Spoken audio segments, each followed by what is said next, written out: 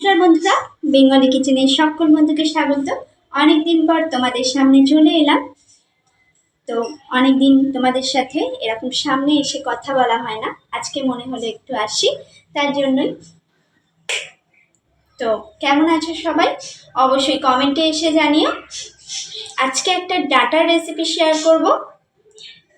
চলো, এরকমভাবে আমার মা খুব বানায় এই ডাটার রেসিপিটা, তো আমি ভাবলাম তোমাদের সাথে একটু শেয়ার করি। আমি বানাচ্ছিলাম তাই ভাবলাম তোমাদের সাথে একটু শেয়ার করে দিই। তো চলো শুরু করা যাক রেসিপি।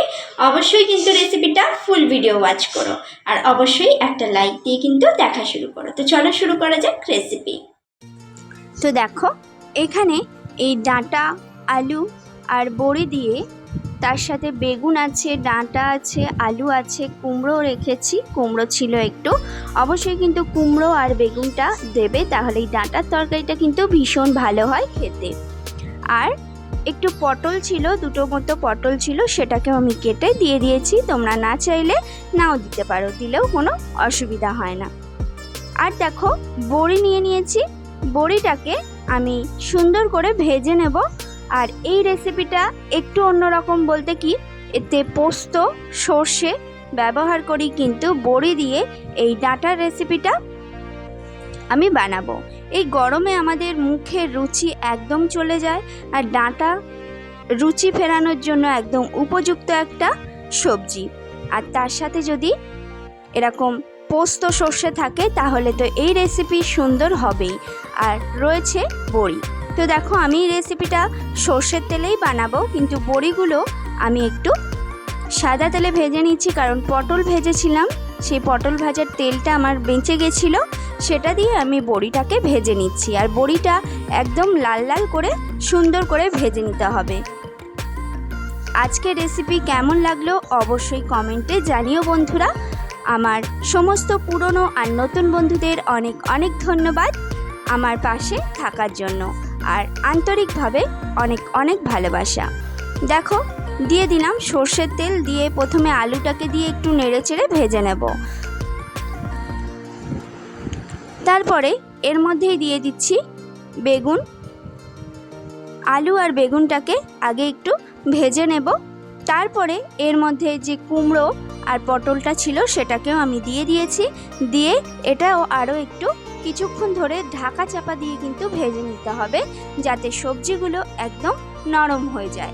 তার আগে কিন্তু আমি কোনো লবণ ব্যবহার করিনি, ঢাকা চাপা দিয়ে এটাকে ভেজে নিতে হবে। দেখো, আমার কিন্তু সবজিগুলো খুব সুন্দরভাবে ভেজে নেওয়া হয়ে গেছে। এই রেসিপিটা কিন্তু খুব ভালো লাগে খেতে। গরম গরম ভাতের সাথে ডাল থাকলে, মুসুর ডাল বা মুগ ডাল, এই রেসিপি কিন্তু নিরামিষের জন্য খুব সুন্দর খেতে লাগে। তো সবজিগুলোকে দেখো আমি তুলে নিলাম ভেজে। তারপর ওই কড়ার মধ্যে আরও 2 চামচের মতো তেল আমি ব্যবহার করলাম, করে এর মধ্যে ফোড়নে দিলাম 5 ফোড়ন। 5 ফোড়ন 1 চামচের মতো আমি ব্যবহার করেছি। তারপরে দেখো, ডাঁটাগুলোকে দিয়ে আমি একটু নেড়ে চেড়ে ভেজে নেব।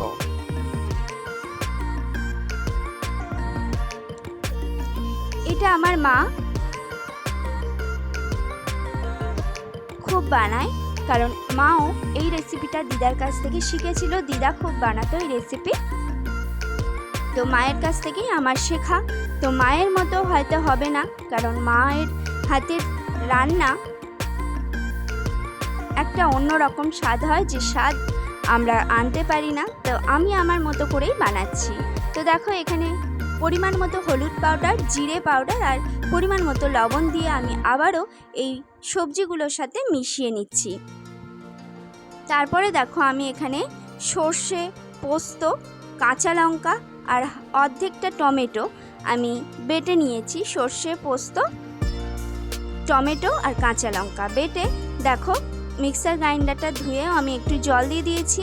আবারও এটাকে একটু নেড়ে চেড়ে কষিয়ে নিতে হবে।